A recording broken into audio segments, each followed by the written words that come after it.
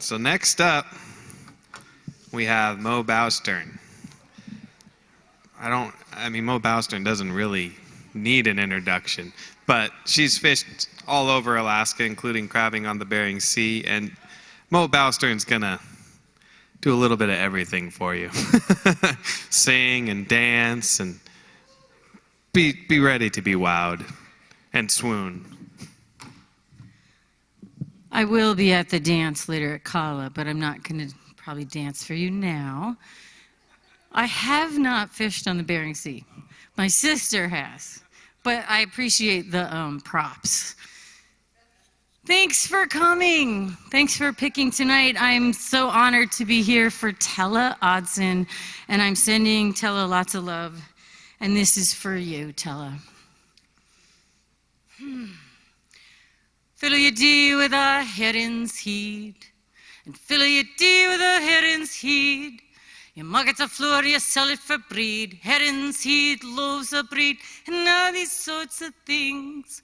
Of all the fish that swim in the sea, the herring it is the fish for me. Sing. Fa-la-la-lai, fa-la-la-lai, fa-la-la-lai-do-lai day. And fill your dee with a herring's eyes. Fill your dee with a herring's eyes.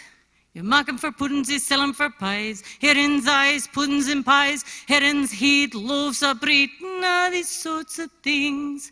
Of all the fish that swim in the sea, the herring it is the fish for me. Sing. Fa-la-la-lai, fa-la-la-lai, fa-la-la-lai-do-lai-day. And fill your dee with a herring's fins. Fill your dee with a herring's fins. You mark 'em for needles, you sell 'em for pins. Herring's fins, needles and pins. Herring's eyes, puddings and pies. Herring's head, loaves of bread, and all these sorts of things. Of all the fish that swim in the sea, the herring it is the fish for me. Sing! Fa-la-la-lai, fa-la-la-lai, fa-la-la-lai-do-lai-day. Good job. And fill your dee with a herring's belly. Fill your dee with a herring's belly. You mug it a lassie, you christen her Nelly. Herring's belly, lassie go Nelly. Herring's fins, needles and pins. Herring's eyes, puddings and pies. Herring's head, loaves of bread, and all these sorts of things. Of all the fish that swim in the sea, the herring it is the fish for me. Sing! Fa-la-la-lai, fa-la-la-lai, fa-la-la-lai-do-lai-day. And fill your dee with a herring's buck. Fill your dee with a herring's buck. You mock it a lassie, laddie, you christen him Jock. Herring's buck, laddie go Jock. Herring's belly, lassie go Nelly. Herring's fins, needles and pins. Herring's eyes, puddings and pies. Herring's head, loaves of bread, and all these sorts of things. Of all the fish that swim in the sea, the herring it is the fish for me. Sing! Fa-la-la-lai, fa-la-la-lai, fa-la-la-lai-do-lai-day. We're running out of fish. Fill your dee with a herring's tail, and fill your dee with a herring's tail. You mark at a shippy, you go for a sail. A herring's tail, a shippy, a sail. Herring's buck, laddie go Jock. Herring's belly, lassie go Nelly. Herring's fins, needles and pins. Herring's eyes, puddings and pies. Herring's head, loaves of bread, and all these sorts of things. Of all the fish that swim in the sea, the herring it is the fish for me. Sing.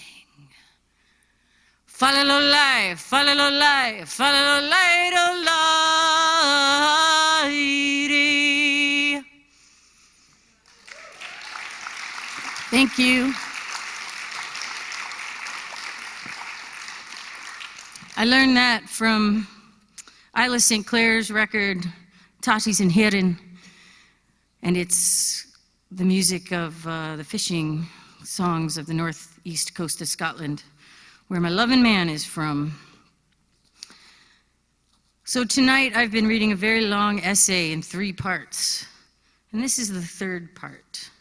It's an essay called What It's Like, because when you are a woman who fishes on a boat, and then perform at Fisher Poets, people always ask you, what is it like to be a woman on a fishing boat? And when I say people, I mean journalists and radio interviewers, and it just feels, I just have a lot of feelings about it, which I've expressed in 2 of the parts of the essay. But there's also this poem that I just wrote. My halibut skipper told me about a pet he had as a boy in Arkansas, a snapping turtle. He hated snapping turtles, he said, drilled a hole through this one's shell, threaded a dog chain through it. Every day he went down to the pond, hauled on the chain, and drug the turtle out so he could tease it, make it snap sticks in half, poke it, until it grew too exhausted to respond. He'd let it crawl back in and sulk, he said, until the next day, and do it again. He told me that story for the same reason, to get a rise out of me, poking. Prometheus, the snapping turtle, was all I said, hiding the soft flesh of my outrage. People ask me, what's it like being a woman in the fishing industry? People tell me or any other female deckhand or any woman anywhere to smile. The work's not so bad out on the boats. It's cold, it's wet, I get tired. Sometimes I sulk. I think a lot about that snapping turtle, and I don't smile on command. That's for you too, Tella. Thank you.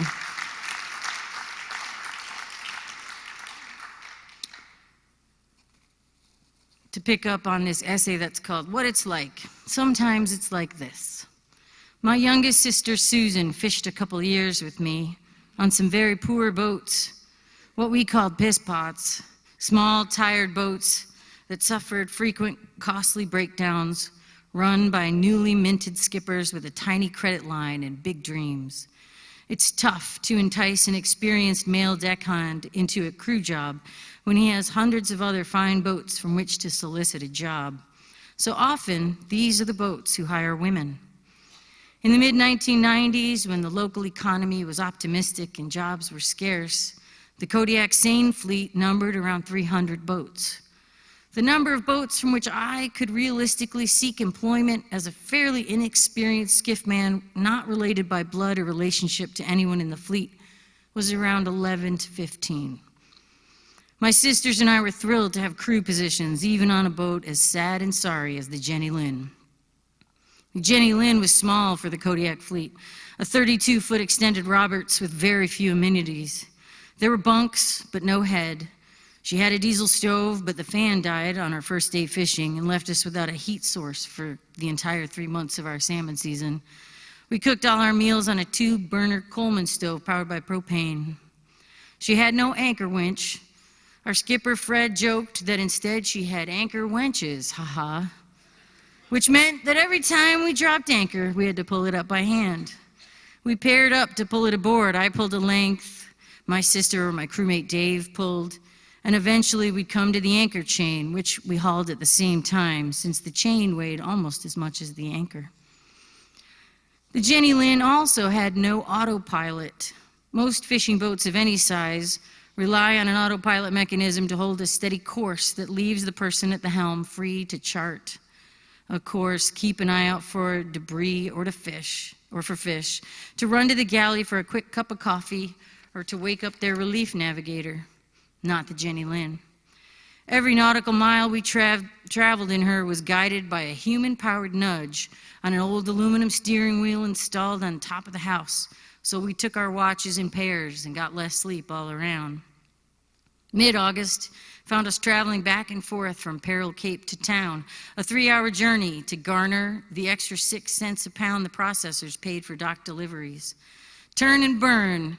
We got the net on board after the last set around 8 or 9 p.m. My sister cooked dinner while our crewmate Dave and I cleaned up the skiff and deck. Susan and I took the first watch and drove from Peril Cape to East Cape, halfway to town, where one of us woke Dave or Fred, and we'd bunk down, waking at a shout to scramble into our boots. We'd shake off sleep, tie off at the dock, pitch off, fish off, scrub the fish hold, and then take the watch to East Cape, where we got a second nap. We'd arrive at Peril Cape in time to fish through another long day. To lighten our labors, Susan and I sang together.